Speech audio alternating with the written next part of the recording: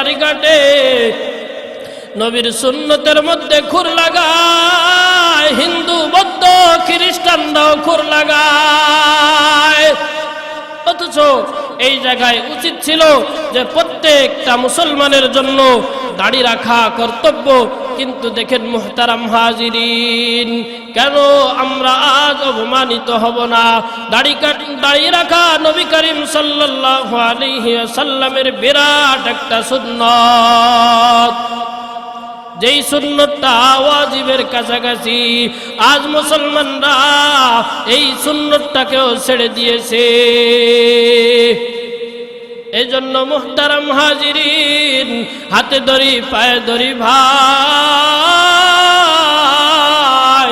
আজ থেকে তোমাদের থেকে ওয়াদা নিতে চাই রে ভাই,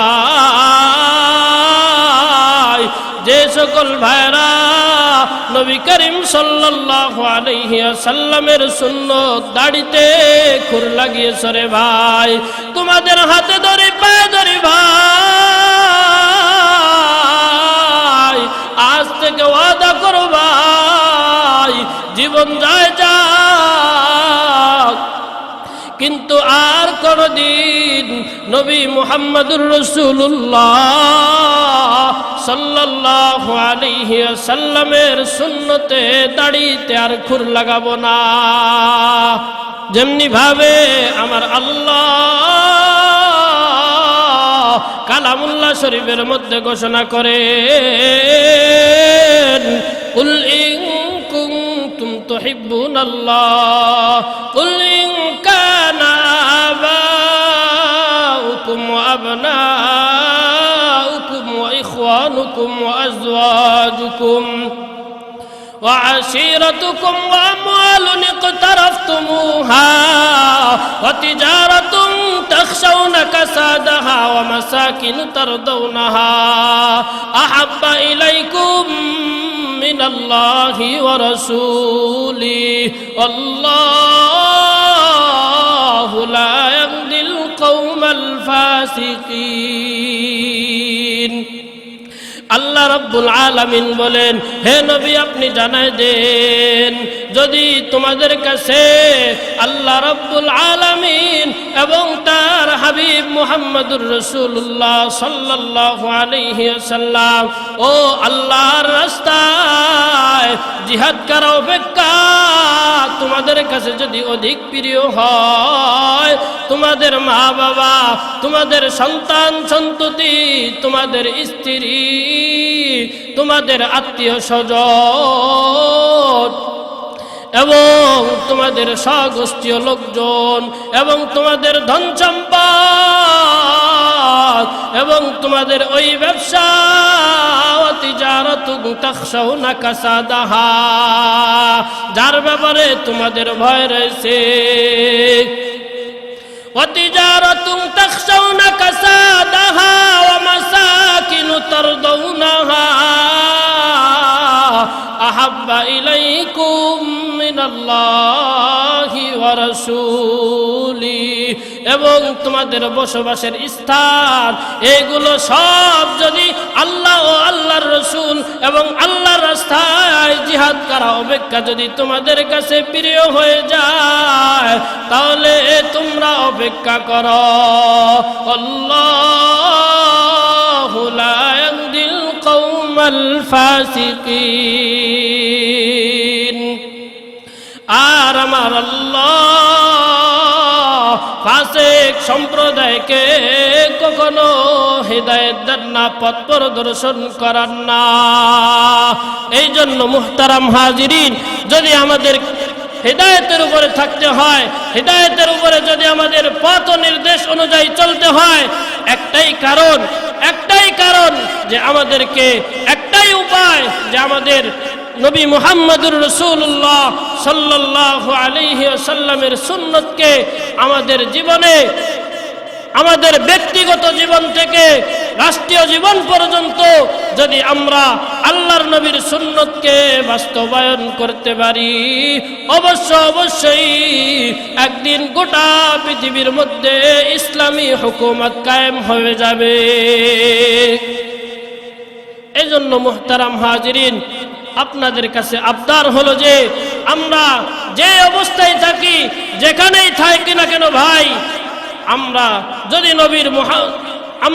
নবী মুহাম্মদুর রাসূলুল্লাহ সাল্লাল্লাহু আলাইহি ওয়াসাল্লামের সুন্নতকে বাস্তবায়ন করি, এর কারণে আমাদেরকে অনেক মানুষ কটূক্তি করবে, মূল্যবাদী বলবে, আমাদেরকে বিভিন্ন ধরনের অপমান করবে। এই জন্য মুহতারাম হাজিরিন, আমাদেরকে পরিপুক্ত, আমাদেরকে মজবুতের সাথে নিয়ত করতে হবে যে জান যায় যাক, দুনিয়া একদিকে চলে যায় যাক, কিন্তু আমরা যেখানেই থাকি নবীর সুন্নতের কোনোদিন আমরা অপমানিত হতে দেব না। আমরা নবীর সুন্নতের পক্ষে থাকব। সকলে রাজি আছি তো ইনশাআল্লাহ? এই জন্য মুহতারাম হাজিরিন, যদি আমরা আমাদের জীবনের মধ্যে, আমাদের সাংসারিক জীবনের মধ্যেও যদি আমরা আমাদের নবীর সুন্নতকে ভালোবাসতে পারি, যেমনি ভাবে ভালোবাসেছিল সাহাবায়ে কেরাম, মুহতারাম হাজিরিন, যেই সকল মানুষরা গুনাহ ছাড়া আর কিছুই বুঝতো না, এই সকল একবারে কাট্টা কাফের পর্যন্ত যারা ঈমান কি জিনিস, নবীর সুন্নত কি জিনিস, এটা কেউ চিনত না, এই সকল মানুষেরা নবী মুহাম্মদুর রাসূলুল্লাহ সাল্লাল্লাহু আলাইহি ওয়াসাল্লামের সুন্নতে এসে, আল্লাহর নবীর সাহচর্যে এসে, তারা নবী করিম সাল্লাল্লাহু আলাইহি ওয়াসাল্লামের সংস্পর্শে এসে আল্লাহ রাব্বুল আলামিনের প্রিয় বান্দা হয়ে গিয়েছেন। যেমনি ভাবে আল্লাহ রাব্বুল আলামিন পবিত্র কালামুল্লাহ শরীফের মধ্যে জানায় দেন, রাদিয়াল্লাহু আনহুম ওয়া রাদু আন, রাদিয়াল্লাহু আনহুম, আল্লাহ রাব্বুল আলামিন হযরত সাহাবায়ে কেরামের প্রতি সন্তুষ্ট, ওয়া রাদু আন, এবং সাহাবায়ে কেরাম আল্লাহ রাব্বুল আলামিনের প্রতি সন্তুষ্ট হয়ে গিয়েছে। আল্লাহ রাব্বুল আলামিন যে সাহাবায়ে কেরামের প্রতি সন্তুষ্ট হলেন এবং সাহাবায়ে কেরাম যে আল্লাহ তাআলার উপরে সন্তুষ্ট হলেন, এর একটাই শুধু কারণ যে তারা নবী মুহাম্মদুর রাসূলুল্লাহ সাল্লাল্লাহু আলাইহি ওয়াসাল্লামের সুন্নতকে নিজেদের জীবনের মধ্যে বাস্তবায়ন করে নিয়েছে। এই জন্য মুহতারাম হাজিরিন, যদি আমরাও আল্লাহর নবীর সুন্নতকে আঁকড়ে ধরতে পারি, ও ভাই, আল্লাহ রাব্বুল আলামিনও আমাদের প্রতি সন্তুষ্ট হয়ে যাবেন। আল্লাহ রাব্বুল আলামিনও আমাদেরকে এরকম করোনা ভাইরাস ওমিক্রন থেকে হেফাজত করবেন। মুহতারাম হাজিরিন, এই যে দুনিয়ার মধ্যে বিভিন্ন সময়ে বালা মুসিবত আসে, এটা তো আমাদেরই কামাই, আমাদের কারণেই এই সকল বালা মুসিবত আসে। মুহতারাম হাজিরিন, যখনই এই যে বালা মুসিবত আসে, এর জন্য আমরা নিজেরাই দায়ী, কারণ অন্যকে যদি দোষারোপ করি তাহলেও আমরা নিজেরাই গুনাহগার হব। কারণ হলো যে আমরা নবীর সুন্নতকে ছেড়ে দিয়েছি।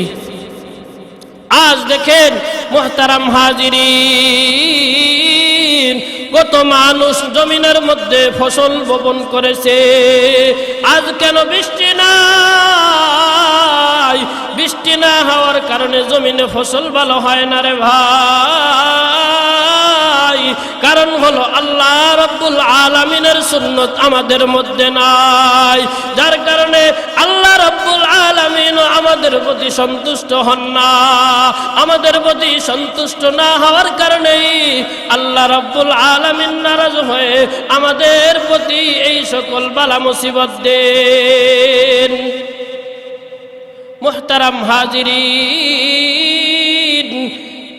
আমরা যে বালা মুসিবতে উপভোগ করি ভাই, আমরা যে বালা মুসিবতের মধ্যে জীবন যাপন কাটাই, ওলামায়ে কেরাম আমাদেরকে কত সময় কত সুন্দর করে নবীর সুন্নতকে বাস্তবায়ন নিজেদের মধ্যে দিয়ে দেন, কিন্তু এরপরে আমরা ওলামায়ে কেরামকে মানতে চাই না।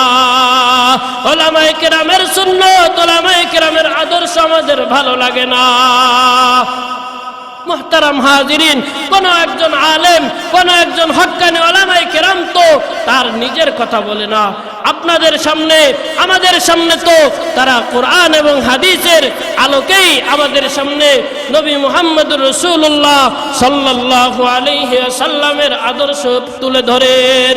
যেমনি ভাবে আল্লাহ রাব্বুল আলামিন কালামুল্লাহ শরীফের মধ্যে ঘোষণা করেন, লাকাদ কানা লাকুম ফীহিম উসওয়াতুন হাসানাহ। মুহতারাম হাজিরিন, আল্লাহ রাব্বুল আলামিন জানায় দেন, হে আমার বান্দারা, তোমাদের জন্য নবী মুহাম্মদুর রাসূলুল্লাহ সাল্লাল্লাহু আলাইহি ওয়াসাল্লামের আদর্শের মধ্যে রয়েছে উত্তম আদর্শ। কিন্তু মুহতারাম হাজিরিন, আজ আমরা নবী মুহাম্মদুর রাসূলুল্লাহ সাল্লাল্লাহু আলাইহি ওয়াসাল্লামের আদর্শকে ছেড়ে দিয়েছি। হে মুহতারাম হাজিরিন, আমরা নবী মুহাম্মদুর রাসূলুল্লাহ সাল্লাল্লাহু আলাইহি ওয়াসাল্লামের আদর্শকে বাদ দিয়ে দুনিয়ার চিত্র আমরা আমাদের আদর্শ হিসেবে গ্রহণ করেছি। মুহতারাম হাজিরিন, আমরা যে আদর্শ গ্রহণ করেছি রে ভাই, আল্লাহর নবীর সুন্নত ছিল তোমার মাথায় টুপি থাকবে, টুপি নাই, তোমার শরীরে পাঞ্জাবি থাকবে তাও নাই, তোমার মাথায় পাগড়ি থাকবে, নবীর আদর্শ এটাও নাই। এজন্য মুহতারাম হাজিরিন, আমরা যে নবী করিম সাল্লাল্লাহু আলাইহি ওয়াসাল্লামের সুন্নতকে ছেড়ে দিয়ে বিভিন্ন দেশের প্লেয়ারদের আমাদের পোশাক ভালো লাগে, তাদের চুল কাটার ডিজাইন আমাদের ভালো লাগে, কিন্তু আল্লাহর নবী জানাই দিয়েছে, তোমার কাছে যদি আমি নবীর সুন্নত ভালো না লাগে, মান তাশাব্বাহা বিকৌমিন ফাহুয়া মিনহুম, তাহলে অবশ্যই জেনে রাখো, তুমি যাদেরকে মুহাব্বত করতেছো, যার প্রতি তোমার ভালোবাসা হয়, আল্লাহ রাব্বুল আলামিন ময়দানে মাহশারে তাদের সাথেই তোমাদের হাসর নাসর করাবেন। বড় আফসোস আর দুঃখের বিষয় যে ভাই, আজ আমরা নবীর আদর্শ আমাদের ভালো লাগে না, নবীর সুন্নত আমাদের ভালো লাগে না, একটাই কারণ যে আমাদের দিল মরে গিয়েছে, আমাদের দিলের মধ্যে জং ধরে গিয়েছে। এজন্য ভাই, আল্লাহ রাব্বুল আলামিনের মুহাব্বত, নবীর সুন্নতের মুহাব্বত যদি আমাদের মধ্যে আনতে হয় ভাই, এক নম্বরে আমাদের কোন হক্কানি উলামায়ে কেরামের কাছে গিয়ে আমার দিলটাকে পবিত্র করতে হবে।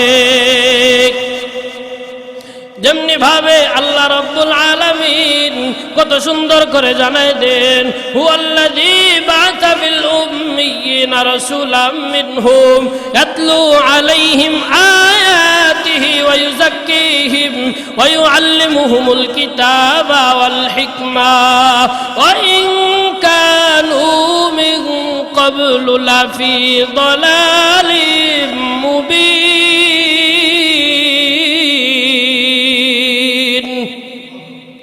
আল্লাহ রাব্বুল আলামিন আগের যুগে প্রত্যেকটা যুগে প্রত্যেকটা গোত্রের জন্য নবী প্রেরণ করেছেন, এবং প্রত্যেক নবী তার উম্মতদের মাঝে চারটি জিনিসের মেহনত করেছেন।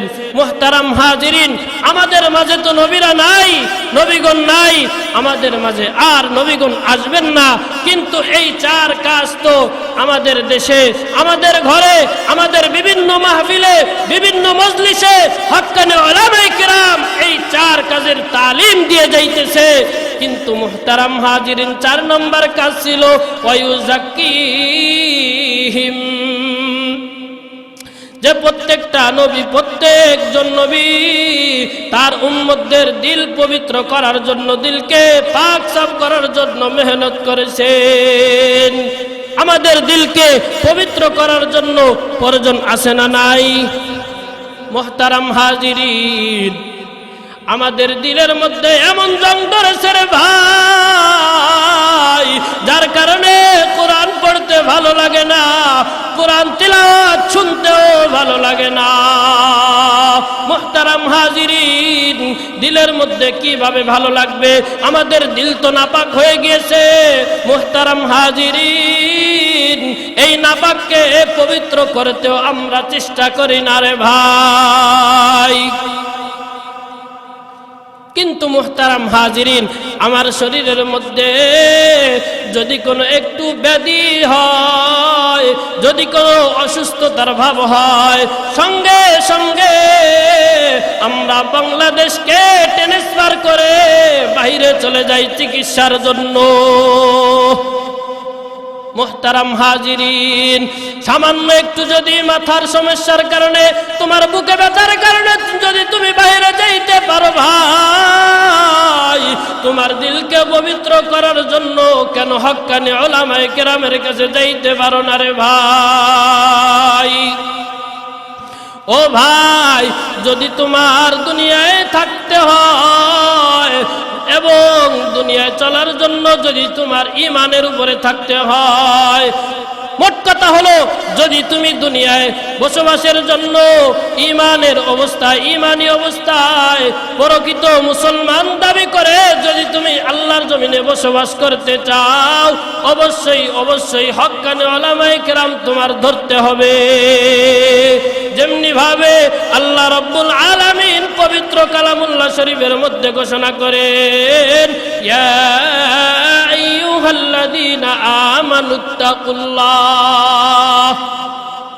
হাক্কা ইয়া আইয়ুহাল্লাযীনা আমানুত্তাকুল্লাহ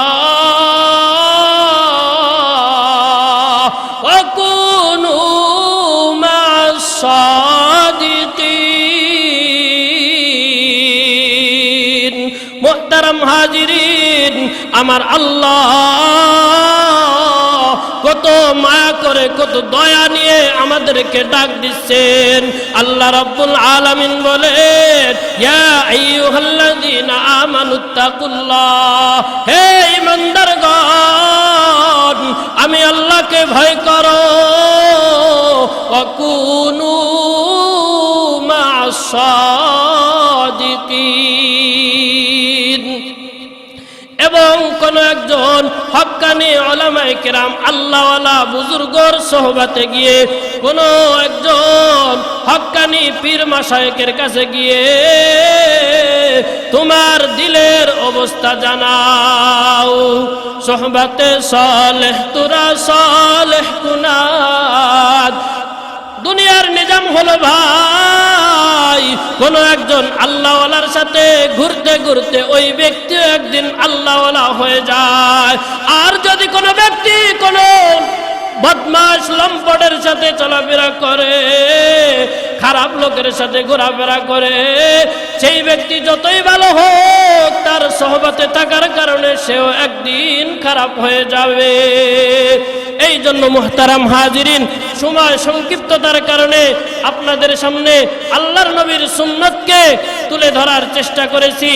আল্লাহ সুবহানাহু ওয়া তাআলা এই সুন্নতের বরকতে আমাদের বাকি জীবনগুলো ইনশাআল্লাহ আমরা হিম্মত করি ভাই, এই সুন্নতের জীবন যেন আমরা বাকি জীবন কাটাইতে পারি, বাকি জীবনে যেন আল্লাহর নবীর সুন্নতকে আমাদের জীবনের মধ্যে বাস্তবায়ন করে আল্লাহর ডাকে সাড়া দিতে পারি। আমরা সকলেই নিয়ত করি ইনশাআল্লাহ, পূর্বে যেই সকল আমাদের দ্বারা আল্লাহর নবীর সুন্নত ছুটে গিয়েছে, এখন থেকে আমরা তওবা করব ইনশাআল্লাহ। বাকি জীবনে আমরা যেন আল্লাহর মুহাব্বত এবং নবী মুহাম্মদুর রাসূলুল্লাহ সাল্লাল্লাহু আলাইহি ওয়াসাল্লামের সুন্নতকে আমাদের জীবনে বাস্তবায়ন করে সামনের জীবনে সামনের দিকে আগাইতে পারি। আল্লাহ আমাদের সকলকে তৌফিক দান করেন। ওয়া আখিরু দাওয়ানা আনিল হামদুলিল্লাহি রাব্বিল আলামিন। আসসালামু আলাইকুম ওয়া রাহমাতুল্লাহি ওয়া বারাকাতুহু।